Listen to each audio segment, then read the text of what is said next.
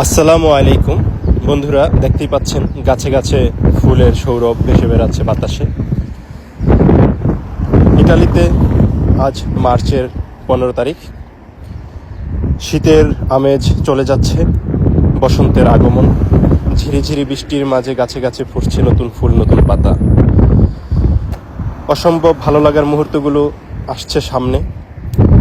যত দিন গড়াবে, গরম পড়বে, গরম বাড়বে, দেখতে দেখতে চলে আসবে আগস্টে হবে সারা ইটালি জুড়ে বিভিন্ন আয়োজন, ফেস্তা, ফেস্টিভ্যাল এবং পিকনিক। বাংলা কমিউনিটি মেতে উঠবে তাদের বিভিন্ন শহর, বিভিন্ন অঞ্চল নিয়ে বিভিন্ন বড় বড় ভ্রমণে, পিকনিকে যাবে।